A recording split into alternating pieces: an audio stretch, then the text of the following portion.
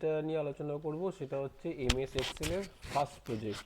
তো এইটা একটু দেখে নে, এটা হচ্ছে ওদের প্রজেক্টের ফার্স্ট পেজ। তো এই ফার্স্ট পেজের মধ্যে তোকে প্রথমে লিখতে হবে এমএস এক্সেল প্রজেক্ট 1, যেহেতু এটা ফার্স্ট প্রজেক্ট সেজন্য প্রজেক্ট 1। এরপর স্টুডেন্টস নেম, স্ট্রিম লিখবি, যাদের যাদের কমার্স না হলে আর্টস লিখবি। এরপর রেজিস্ট্রেশন নাম্বার লিখবি, year, class, roll number, school name, project date, যে তারিখে করছিস সেই ডেট দিবি।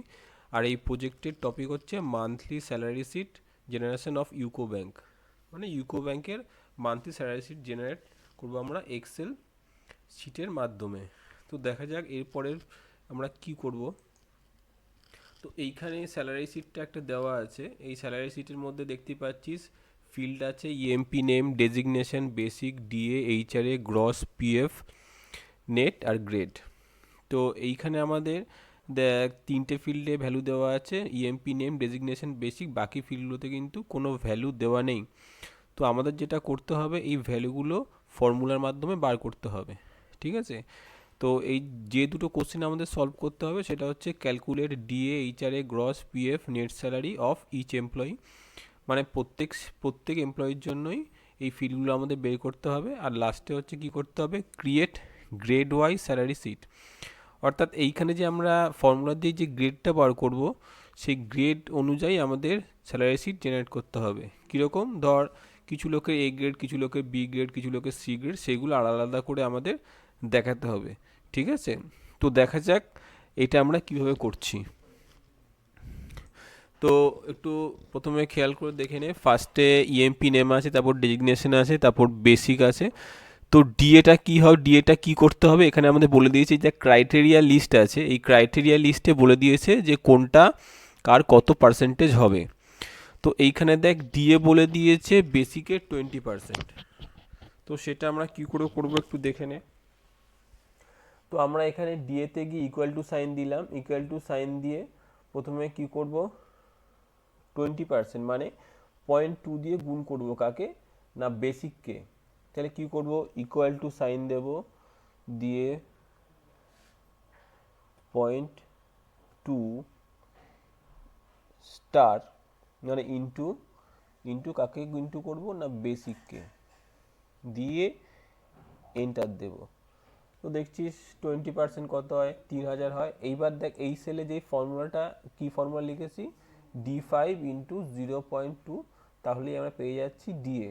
তাহলে কি প্রত্যেকটা সেলের জন্য আমাদের ডিএ এইভাবে ফর্মুলা লিখতে হবে, কোনো দরকার নেই। একটা সেলে লেখার পর সেটাকে আমরা মাউস পয়েন্টারটা এখানে দেখ কর্নারটাতে নিয়ে গেলাম, এখানে ব্ল্যাক কালারের প্লাস সাইন আসলো। তো এখানটা ড্র্যাগ করে নিচ অবধি আমরা ড্রপ করলাম। তো অটোমেটিক সব কটার জন্যই ফর্মুলা জেনারেট হয়ে গেল এবং ডিএ আমাদের দেখিয়ে দিল। একই রকমভাবে আমরা নির্ণয় করব এইচআরএ, ইকুয়াল টু সাইন দিলাম, সাইন দিয়ে 0.1 দিলাম, যেহেতু 10%, তারপর শিফট দিয়ে স্টার, তার মানে এটা ইন্টু হলো, ইন্টু কত করলাম, ইন্টু করে শিফট।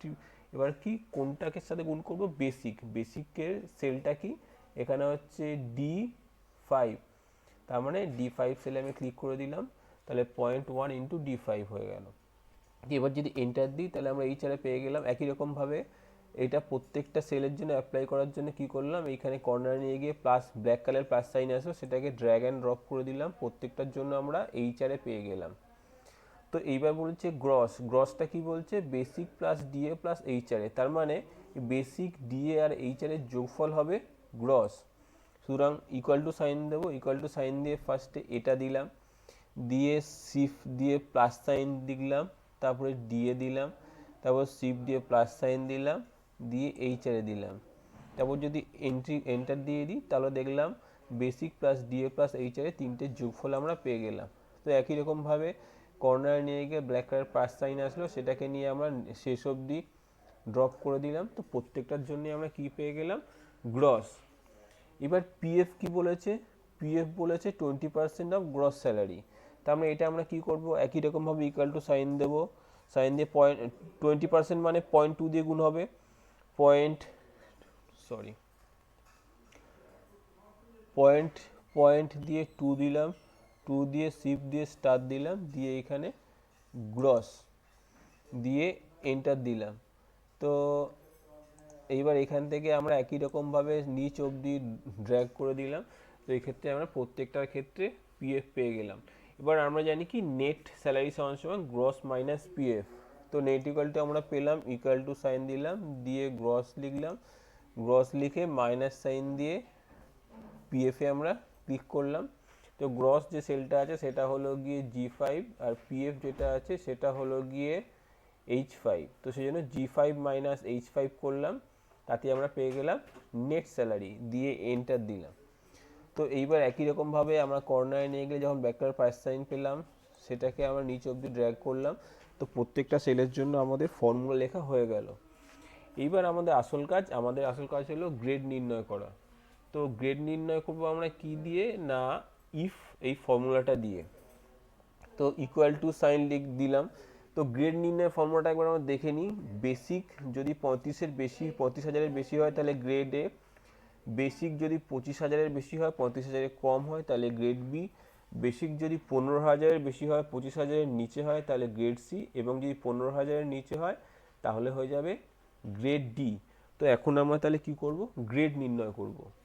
তো গ্রেড নির্ণয়টা কীভাবে করছি, ইফ এলসের মাধ্যমে আমি একটা ফর্মুলা লিখবো, বাকিগুলো ড্র্যাগ করে দেবো, তাহলে অটোমেটিক সবকটার জন্য ফর্মুলা লেখা হয়ে যাবে। তো ফর্মুলাটা, ইফ ফর্মুলা যদি ভালো করে জানতে চাস তো আগে যে ফাংশানের যে প্রোগ্রাম পাঠিয়েছি এক্সেলে, সেটা তোরা দেখে নিস, সেই ভিডিওটা তোরা দেখে নিস, ইফের ভিডিও, তাহলে তোর এই জায়গাটা বুঝতে অসুবিধা হবে না। আমি এখানে ফর্মুলাটা লিখছি, তাও লিখে তোদের বোঝাবার চেষ্টা করছি আরেকবার।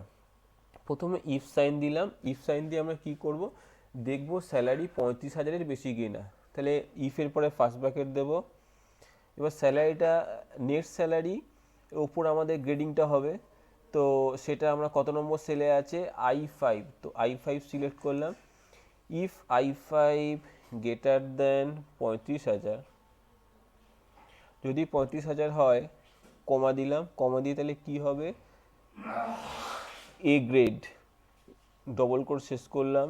যদি না হয় কমা দিলাম, কমা দিয়ে ইফের পরে ফার্স্ট ব্র্যাকেট দিলাম। এইবার কি বলেছে, এইবার বলেছে যদি 25,000-এর বেশি হয়, তো তাহলে কি করব, আবার একই সেলটা সিলেক্ট করলাম, ইফের পরে সেল সিলেক্ট করার পরে গ্রেটার দেন, এবার আমরা কত করব, 25,000।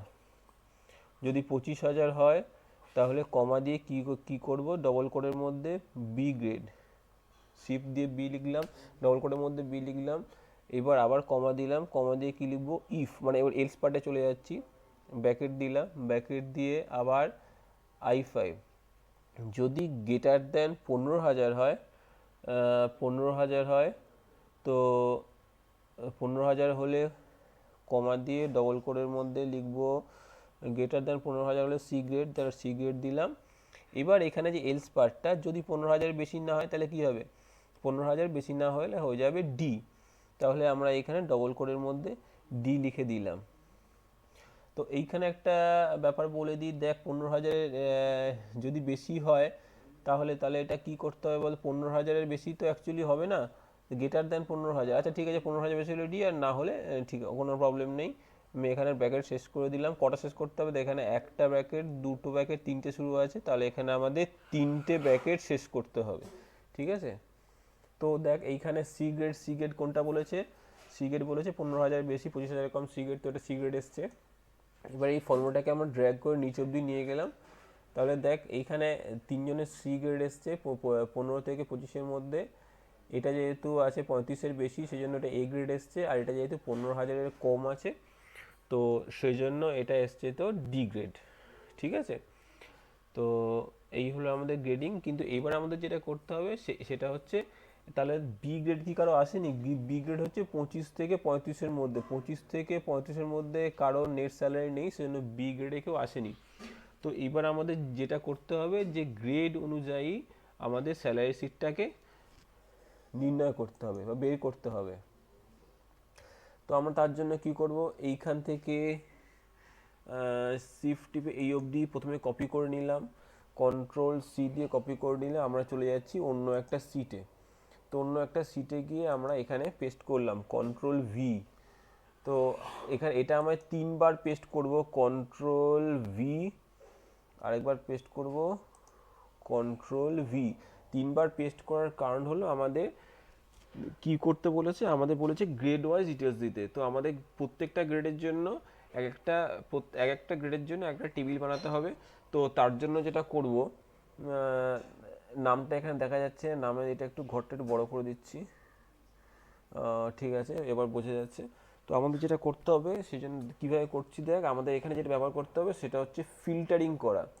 তো আমরা ইএমপি সিলেক্ট করলাম, শিফট টিপে এই অবধি সিলেক্ট করলাম, করার পরে আমরা চলে যাব হোম ট্যাবের অন্তর্গত দেখ এইখানে আছে কি sort and filter. Sort and ফিল্টারে ক্লিক করে এখানে ফিল্টার আছে দেখ, ফিল্টারে আমরা ক্লিক করলাম।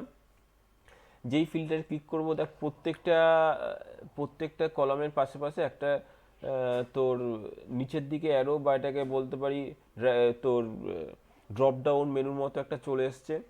তো এখানে কি করতে হবে, আমরা গ্রেডে যাব, গ্রেডে গিয়ে কি করব, গ্রেডে গিয়ে আমরা নিচে যাচ্ছি, দেখ এখানে লেখা আছে টেক্সট ফিল্টার। ঠিক আছে, টেক্সট ফিল্টারে যাব, টেক্সট ফিল্টারে গিয়ে লিখবো ইকুয়ালস।